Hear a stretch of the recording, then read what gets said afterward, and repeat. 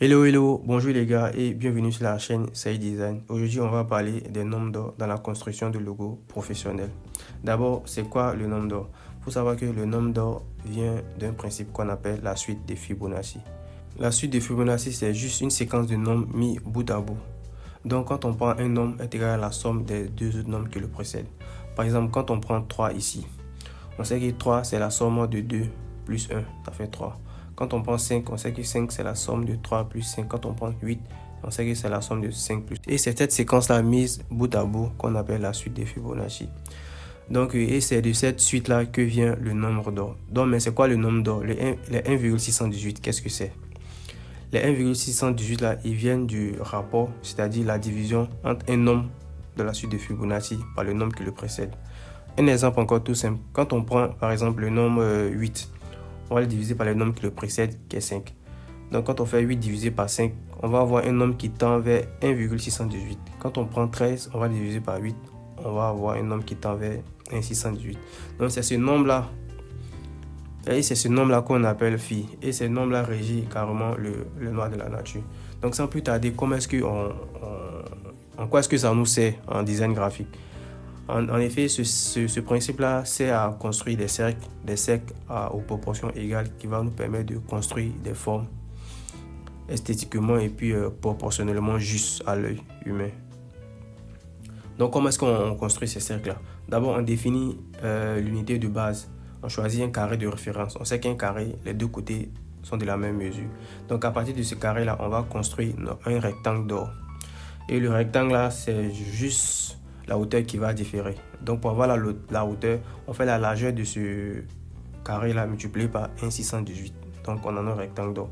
Et à partir de ce rectangle d'or va découler nos spirales de Fibonacci et on va prendre ces spirales là maintenant pour construire nos logos. Donc déjà sans plus tarder, on va passer à la pratique. Il faut savoir qu'en l'occurrence ici, moi j'utilise le logiciel Adobe Illustrator. D'accord.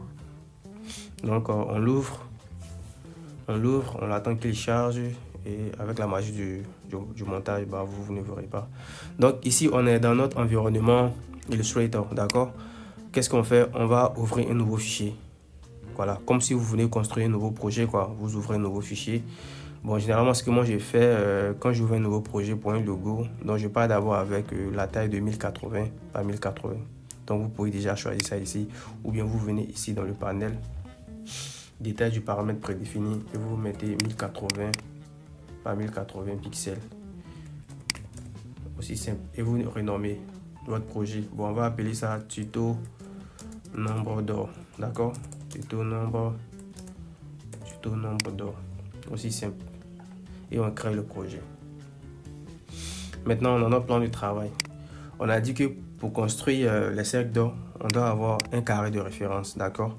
Et le carré, on sait que c'est côté et largeur ont la même mesure. On sait que côté et largeur ont la même mesure.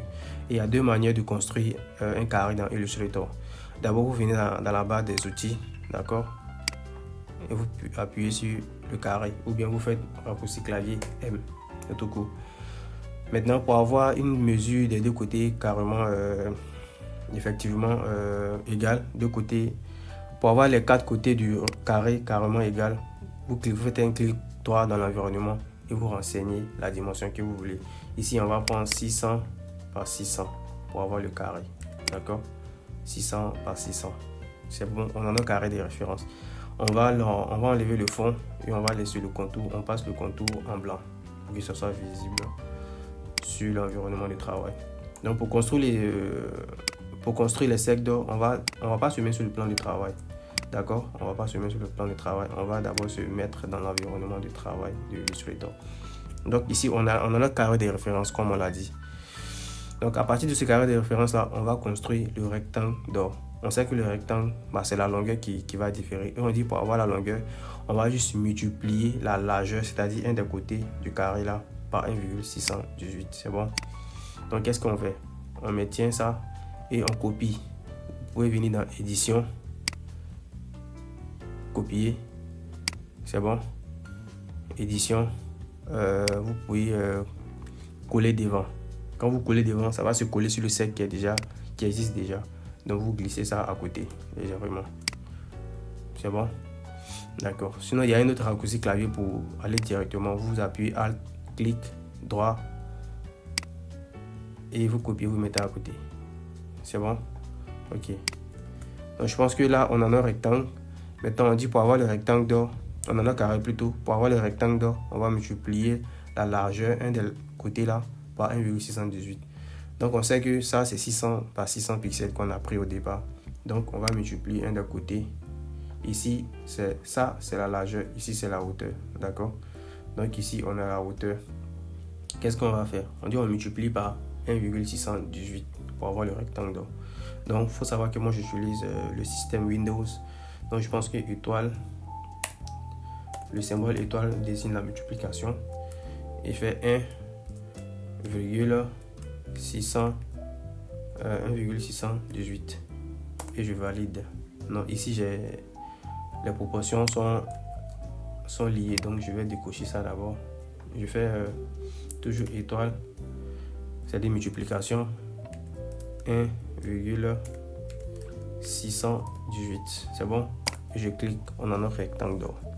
Et maintenant, c'est à partir de ce rectangle d'or là qu'on va construire les différents carrés et puis construire notre spirale d'or. D'accord? Le carré ici, c'était le carré de référence. Donc, on n'en a plus besoin. Ce dont on a besoin, c'est le rectangle d'or.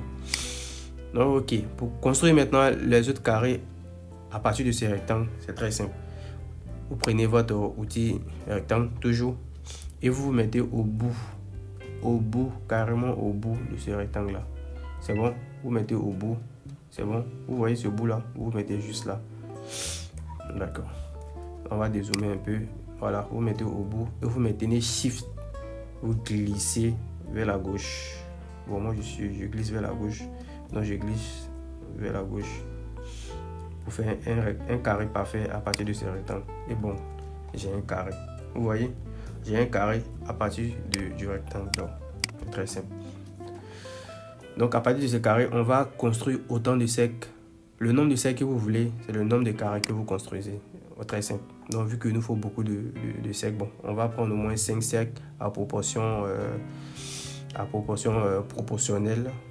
Ce qui suit le principe de suite de Fibonacci. Donc, qu'est-ce qu'on va faire? On va faire tourner ça sur sa taille. On sélectionne tout. On maintient Shift pour qu'on ait une rotation parfaite à 270 degrés. C'est bon? Donc, on a un autre rectangle. C'est-à-dire qu'on doit faire arrêter comme ça. On a un rectangle arrêté. Vous faites le même principe encore. Vous prenez votre outil rectangle ou carré si vous voulez. Ici.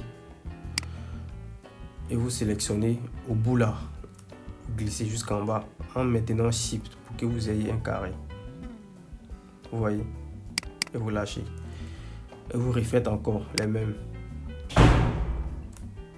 Vous tournez, vous diminuez un peu pour pas que ça remplisse trop votre espace de travail. Mais ne vous inquiétez pas, il garde la même proportion. Vous prenez encore votre outil rectangle. Vous venez, vous mettez là. Vous appuyez Shift. Vous descendez, allez hop. Encore, vous tournez à 270 degrés.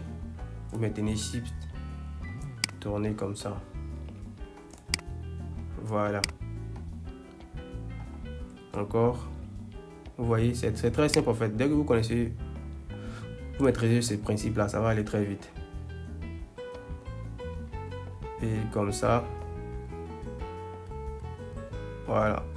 On a raté un peu. Ici, comme ça. Il faudrait que vous soyez juste en fait. Non, si vous déboilez, les proportions ne sont pas pareilles. Ok, on a ça. On le prend encore. On le diminue. Pour le diminuer, c'est très simple. Pour le diminuer, pour qu'il soit à la même proportion, vous maintenez, vous sélectionnez tout. Vous maintenez Alt, Shift et puis vous diminuez. Voilà, vous le faites arrêter sur la taille. 270 degrés. Vous appuyez raccourci clavier M encore pour sélectionner votre rectangle, outil rectangle. Et vous descendez comme ça. Bap. On a ça encore. Je pense qu'on va faire 2 encore et puis arrêter là. C'est bon? On diminue légèrement. Allez, on met sur sa taille à 270 degrés. On le met légèrement à côté. Et on prend encore notre outil sélection et outil rectangle. On maintient Shift. Allez, pap. On a encore un carré. On le met sur la taille. On diminue Alt Shift. On le met sur la taille. Encore un dernier. On se met là. Allez, Shift. On descend. Et on sélectionne tout. On le diminue légèrement. Voilà. Donc, on a un rectangle d'or. D'accord? Maintenant, ce qui reste, c'est notre sec d'or, évidemment. Donc, on vient dans la barre d'outils. On met sur l'outil rectangle, on maintient. Et l'outil, on sélectionne l'outil ellipse. Ou bien raccourci clavier, c'est très simple. Vous appuyez L. Et vous avez votre outil ellipse. D'accord? Donc, qu'est-ce qu'on va faire? Comment est-ce qu'on va construire ces cercles-là? Vous venez dans le grand carré là. Vous cherchez le centre. Vous mettez au centre. C'est bon? Et puis vous maintenez votre souris, clic droit. Vous maintenez Alt et puis Shift. Et vous faites glisser jusqu'à ce que le bord du cercle touche le bord du carré. Aussi simple que ça, les gars. C'est bon, on a construit le cercle dans le premier gros carré. On vient ensuite dans le deuxième gros carré. On maintient Alt, Shift. On fait glisser, on construit le cercle à l'intérieur. Voilà, là on a un peu débordé. On vient Alt, Shift. On a collé, c'est bon. Ici pareil, dans le troisième cercle, le troisième carré plutôt. Alt, Shift. Allez, on maintient là. Allez, on a ça. Ici encore Alt, Shift. On maintient. On a ça. Le dernier carreau, enfin l'avant-dernier, on maintient Alt, Shift. On a un cercle. On zoome un peu. N'ayez pas peur de zoomer, c'est bon. Alt, Shift. Et pap, on colle. Donc les gars, voici vos spirales d'or. Vous allez voir que la proportion de ce cercle-là, c'est la dimension de ce cercle-là plus ce cercle-là qui donne ça. Ce cercle-là, c'est la dimension de ce cercle plus ce cercle qui donne ça. Ça suit carrément le principe en fait. Et c'est ce principe-là que vous allez prendre pour associer vos formes, et construire vos formes, de telle sorte que ça soit esthétiquement beau à l'œil humain. Donc on va copier nos cercles de côté, c'est bon. Bon, on va les sélectionner d'abord comme ça. On fait Alt, on sélectionne, on sélectionne, on sélectionne, on sélectionne et on sélectionne. Et on copie Alt, on glisse à côté. Donc les gars, on a nos cercles d'or. On a nos cercles d'or, très simple. Donc c'est quoi la suite? Après la construction de ce cercle d'or là. Après la construction, c'est très simple. C'est comme si vous venez construire un logo. Vous avez dessiné votre logo, vous avez un sketch, vous avez fait un sketch. Donc ce sketch, vous l'importez dans votre environnement Illustrator pour pouvoir construire le logo. C'est bon? Donc ici, on va prendre au choix un logo. Enfin, un sketch, un logo que tout le monde connaît. On va le construire en live ici et maintenant. Donc, qu'est-ce qu'on va faire? On va prendre... on va changer le logo TikTok. C'est bon? On va changer le logo TikTok et on va le construire avec ceci. On va le refaire carrément avec le principe de CC. Vous allez voir que quand vous maîtrisez cette technique, ça sera très simple. Donc, moi, j'avais déjà le fichier. Donc, vous pouvez prendre sur Internet, hein, vous copiez, vous collez. Donc, moi, j'avais déjà le fichier dans un autre projet ici. Donc, qu'est-ce que moi je fais généralement? Je diminue l'opacité pour pas que le fond me gêne. Et puis, je le verrouille. C'est très important. Pour pas que le calque bouge lorsque vous avez... Pour pas que le calque bouge lorsque vous serez en train de fusionner les formes. D'accord? Donc, qu'est-ce qu'on fait ensuite? En fonction de la proportion de la taille de votre sketch que vous avez défini, vous prenez un cercle que vous avez construit. Vous faites Alt pour avoir au moins, voilà, pour pas utiliser tous les cercles, pour avoir des copies de cercles pour utiliser plus tard.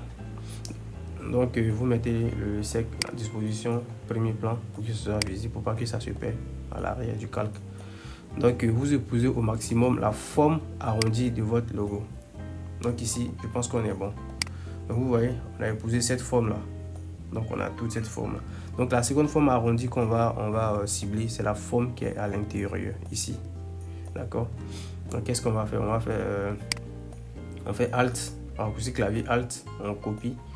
On fait Alt Shift, on diminue. Ne vous inquiétez pas, quand vous diminuez, la proportion est carrément respectée. La proportion, tout est respecté. Donc vous ajustez jusqu'à ce que ça remplisse carrément la forme